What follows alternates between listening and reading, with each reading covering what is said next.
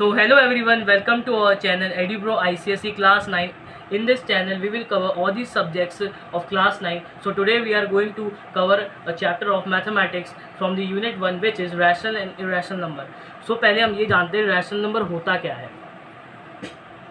Rational number अगर मान लीजिए कोई हम फ्रैक्शन लेते हैं उसे हम p बाई क्यू के फॉर्म में लिख सकते हैं, पर q जीरो नहीं होना चाहिए, उसे हम रैशनल नंबर बोलते हैं. रैशनल फॉर एग्जांपल मैंने यहाँ 2/3 लिखा तो ये p बाई क्यू के फॉर्म में लिख सकते हैं.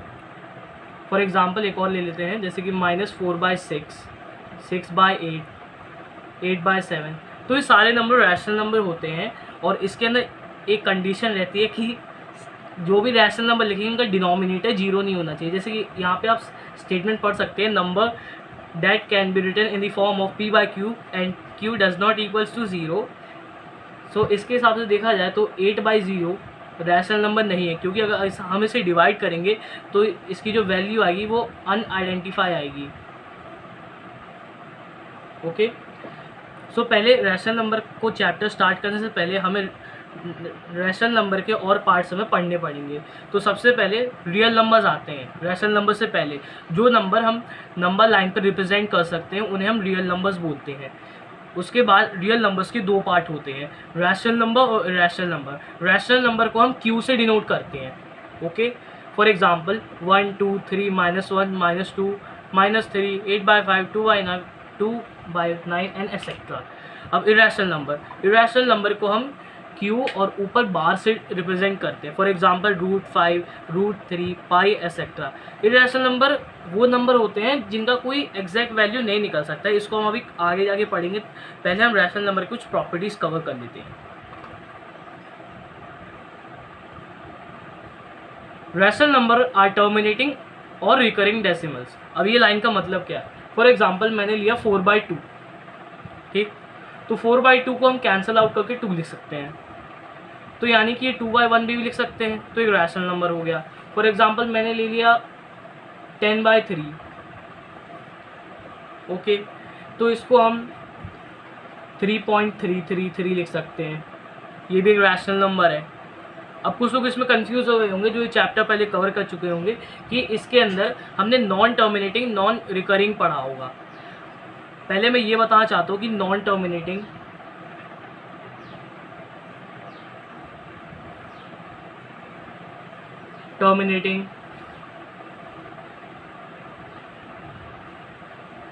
Recurring and non recurring.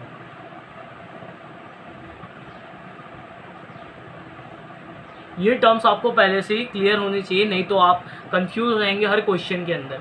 Non terminating होता क्या है? फॉर एग्जांपल मैंने किसी भी नंबर को डिवाइड करा, जैसे कि 10/3 को मैं डिवाइड करा, वो उसका डिवीजन करने के बाद पॉइंट के बाद 3 चला जा रहा है, तो ये नॉन टर्मिनेटिंग है. एक और एग्जांपल दे तो फॉर एग्जांपल मैं यहाँ नीचे शीट कर ले रहा हूँ, 22/7 इसको मैं डिवाइड करूँगा तो 3.14278 समथिंग चला जाएगा. ये नॉन टर्मिनेटिंग है. अब आते टर्मिनेटिंग में कोई ऐसी वैल्यू लेनी पड़ेगी जो डिवीजन करने के बाद उसकी एग्जैक्ट वैल्यू आ जाए. फॉर एग्जांपल 50/10, इसको हम 5 लिख सकते हैं. 20/4, इसको भी 5 लिख सकते हैं. तो ये सब होगी टर्मिनेटिंग. अब आते हैं रिकरिंग पे.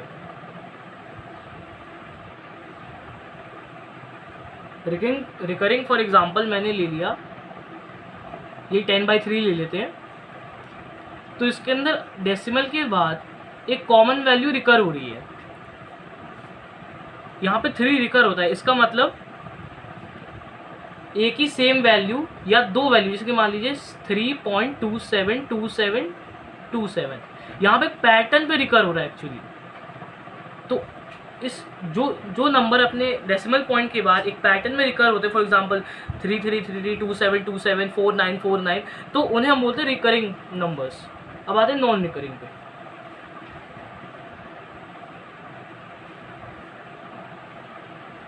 नॉन रिकरिंग जैसे कि हो गया पाई की हमें कोई एग्जैक्ट वैल्यू पता है नहीं, 3.1427586 पता नहीं कहाँ तक जाता है, ये इन्फिनाइट जाता है। तो अगर आप इसमें नोटिस करो, इसमें कोई पैटर्न नहीं बन रहा है, ओके, अंडरस्टैंड, इसमें कोई पैटर्न नहीं बन रहा है, तो इस नंबर को हम नॉन रिकरिंग कंसिडर कर देंगे। एक और एग्जांपल देते हैं, एक्सपोनेंशियल नंबर। अगर आपने कैलकुलेटर यूज़ करा होगा अपने फ़ोन का, तो उसके अंदर आपने नोटिस करा होगा, आप ये 14 या 15 डिजिट्स एक्स्ट्रा अगर पुट करते हैं तो उसके अंदर एक्सपोनेंशियल यानी कि ई लेटर प्रेजेंट होने लग जाता है। सो यही वो डिनोट करता है। या पावर्स में होता होगा, I don't know, but it is remain in powers. तो पहले आप बेसिक प्रॉपर्टी रैशनल नंबर की पहले हम पढ़ लेते हैं। फॉर एग्जांपल, अगर मान लीजिए मैंने एक रैशनल और एक रैशनल नंबर को प्लस करा, ये पहले आप पॉइंट आउट कर लीजिए कि क्यू रैशनल नंबर का सिंबल है, मैंने यही मेंशन करा। क्यू प्लस क्यू यानी कि एक रैशनल नंबर है, उसको एक रैशनल नंबर से प्लस करेंगे तो एक रैशनल नंबर ही फॉर्म होगा। फॉर एग्जांपल 2/3 + 5/4, ये दोनों रैशनल नंबर है, इसका एलसीएम क्या होगा 12, 3 4 जा 12, 8,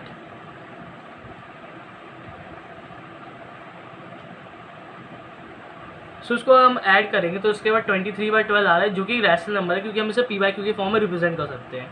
अब नेक्स्ट प्रॉपर्टी पे आते हैं।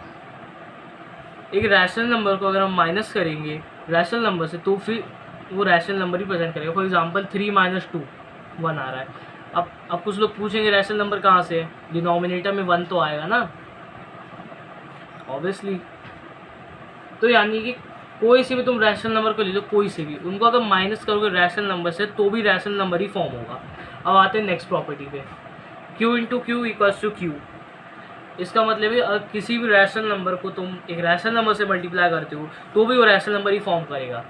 फॉर एग्जांपल 2/4 × 5/8, 2 1 जा 2 4 जा, यानी कि 5/60, ये भी एक रैशनल नंबर है, p/q के फॉर्म में रिप्रेजेंट हो रहा है, ओके। अब एक और प्रॉपर्टी है, if a rational number divides a rational number the result will be rational number. अब ये भी वही प्रॉपर्टी है, सेम ही है। For example 4/2 divide by 2/4 equals to 4/2 × 4/2, यहाँ पर रेसिप्रोकल हो रहा है, ये नोटिस करिएगा। 16/4, ये भी एक रैशनल नंबर ही है, ओके। अब इसमें आप एक कॉमन देख रहे होंगे, तो रैशनल नंबर को चाहे तुम प्लस करो, चाहे माइनस करो, चाहे मल्टीप्लाई करो, चाहे डिवाइड करो, रिजल्ट हमेशा रैशनल नंबर ही आएगा, ये आप याद रखिएगा, कभी भी कंफ्यूज मत होइएगा, क्योंकि इसमें मैं देखा काफ़ी सारे स्टूडेंट्स कंफ्यूज हो जाते हैं, ओके। अब नेक्स्ट टॉपिक पे आते हैं।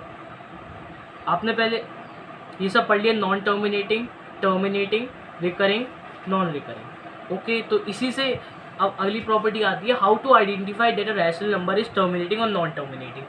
अब कहना क्या चाह रहा है कि नंबर टर्मिनेट हो रहा है कि नहीं हो रहा है, तो इसका सॉल्यूशन क्या होगा, if the denominator of a rational number can be express in 2m × 5n, okay.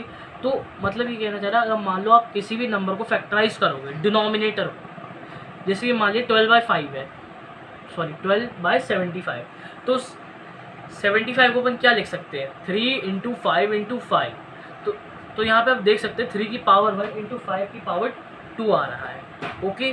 तो इसमें आप देख सकते हैं कोई भी 2 की पावर नहीं आ रही है, तो नॉन टर्मिनेटिंग है। अब अलग से एक और एग्जांपल आपको मैं बताता हूँ, अगर 6/125 है तो हम 125 को क्या लिख सकते हैं, 5 × 5 × 5, ओके। तो 5 का क्यूब भी लिख सकते हो, कोई प्रॉब्लम नहीं, 5 की पावर 3। तो उसको अब कुछ लोग कंफ्यूज है कि इसमें 2 की पावर तो है नहीं, इसको तो ऐसे भी ले सकते हैं ना, क्योंकि 5 की पावर 3 × 2 की पावर 0, उसकी भी तो वैल्यू 1 होगी, 2 की पावर 0 = 1, तो इसलिए 125 अगर सॉल्व भी करोगे तो ये एक टर्मिनेटिंग नंबर है। तो आप आइडेंटिफाई कर चुके होंगे, बेसिक प्रॉपर्टीज़ आपकी क्लियर हो चुकी है। मैं एक्चुअली सलीना से पढ़ाते, जो कि कॉमन बुक है ICSE के लिए। वैसे काफ़ी सारी बुक्स है, क्रिस्टन हो गई, एस चांद हो गई, ML अग्रवाल हो गई, RS अग्रवाल हो गई, लेकिन बेसिक आप लोग सलीना ही यूज़ करिएगा। तो अब हम आते क्वेश्चन प्रैक्टिस पे। क्वेश्चन आ गए आपके, अरेंज इन असेंडिंग ऑर्डर। तो अभी देख सकते हैं, -5/9, 7/12, -2/3, 11/18। Also find the difference between the smallest and largest rational number, express the difference in 2 decimals, okay. तो इसे कहने का मतलब है कि ये हमें कुछ फ्रैक्शंस दिए हैं, इसको हमें असेंडिंग ऑर्डर में करना है और जो लार्जेस्ट वैल्यू है, लार्जेस्ट और स्मॉलेस्ट, उनका डिफरेंस भी निकालना है। ओके, तो सॉल्व करते हैं। -5/9, 7/12, -2/3, 11/18। तो अगर इसका एलसीएम निकालेंगे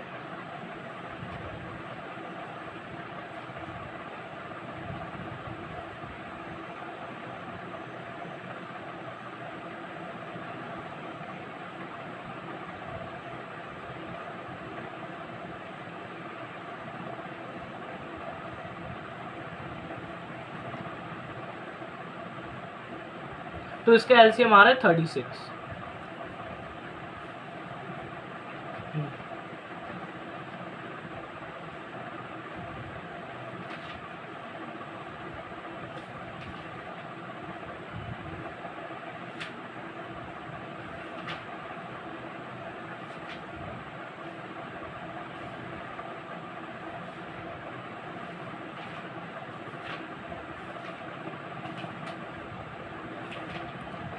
तो पहले हमने ये सब मेंशन कर दिया। अब तो ये हमारा असेंडिंग ऑर्डर आ चुका है। अब क्वेश्चन कहना क्या चाह रहा है कि express the difference in the 2 decimal places, और इसमें हमें डिफरेंस निकालना है और डिफरेंस में भी जो डिफरेंस निकलेगा उसको डिवाइड करना है। तो अब पहले इसका देखते हैं लोएस्ट नंबर क्या है। लोएस्ट नंबर क्या है इसका 5/9, ओके, और लार्जेस्ट क्या है 11/18। तो पहले इसका डिफरेंस निकालते हैं। 11/18 माइनस 5/9, ये ब्रैकेट आपको लगाना पड़ेगा, नहीं तो आपके साइन गड़बड़ हो सकते हैं।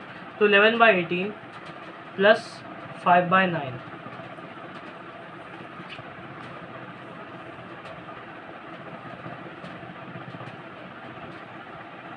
तो इसका एलसीएम आएगा 18,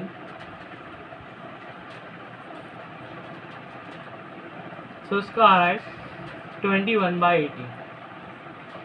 तो इसका हम डिफरेंस निकाल चुके हैं, फर्स्ट आंसर आ गया।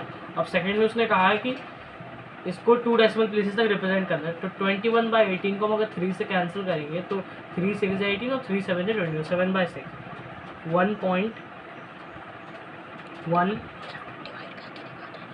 ओके, तो यहाँ पे आपको डिवीजन भी दिखा देते हैं, तो आप लोगों को आंसर सर ने गलत दिया है।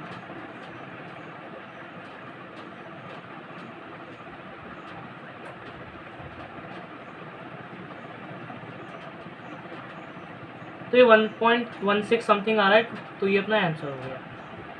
That's clear everybody. तो सेकंड क्वेश्चन क्या कह रहा है कि 71/75 is terminating, non terminating, periodic और non periodic, not a rational number. Okay, तो मैंने आपको एक प्रॉपर्टी बताई थी, अगर वो किसी भी रैशनल नंबर का डिनोमिनेटर 2 की पावर m और 5 की पावर n में एक्सप्रेस हो रहा हो तो वो नंबर होता है टर्मिनेटिंग। तो हम इसको अगर निकालेंगे, इसको अगर हम इसका फैक्टराइजेशन करेंगे तो 3 × 5 × 5 हो रहा है, तो यानी कि 5 की पावर 2 × 3 की पावर 1 आ रहा है। अब हमें आना चाहिए 2 की पावर m लानी थी, तो ये तो नॉन टर्मिनेटिंग ऑब्वियसली। अब थर्ड क्वेश्चन पे आते हैं, identify rational number is terminating और नॉन टर्मिनेटिंग। अब यहाँ पे देख सकते 7/16, 16 को अपन क्या लिख सकते हैं 2 की पावर 4 × 5 की पावर 0। और डायरेक्ट कर रहा हूँ मैं क्योंकि आपको इसकी प्रैक्टिस लग जाएगी। एग्जाम में हमें 3 आवर्स मिलते हैं, तो कम से कम हमें कैलकुलेशन स्पीड बढ़ानी पड़ती है। और कैलकुलेशन स्पीड बढ़ाने का एक ही आइडिया, सुबह आप कोई सी भी रैंडम क्वेश्चन उठाओ और सॉल्व कम से कम 10 तो करो ही करो, नहीं तो एग्जाम में आपकी कैलकुलेशन स्पीड धीरे हो जाती है, इसलिए आपके लेंथियर क्वेश्चन छूट जाते हैं। अब आते हैं अपनी प्रॉब्लम पे। तो 7/16 का हम क्या लिख सकते हैं 2 की पावर 4 × 5 की पावर 0। तो ये तो टर्मिनेटिंग हो गया। अब आते हैं 23/125, तो उसको अपन क्या लिख सकते हैं 5 का क्यूब है ये, × 2 की पावर 0, ये भी टर्मिनेटिंग है। और 14, 2 7 जो 14, 2 की पावर 1 × 7 की पावर 1, तो ये नॉन टर्मिनेटिंग क्योंकि यहाँ पे 5 की पावर आ ही नहीं देंगे।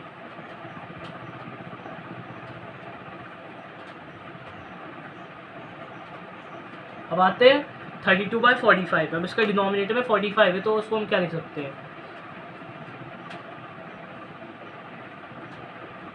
3 की पावर 2 इंटू 5 की पावर 1। अब यहाँ पे भी देख सकते हैं, यहाँ पे 5 की पावर n तो आ गई, लेकिन 2 की पावर m नहीं आ रही, तो ये नॉन टर्मिनेटिंग है।